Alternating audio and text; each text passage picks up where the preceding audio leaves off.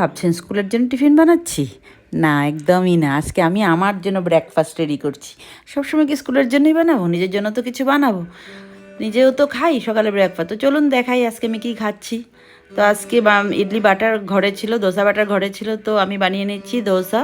Plane দোসাই বানাচ্ছি, আর সাথে সাম্বার, সাথে একটু আমি ফল কেটে নিচ্ছি।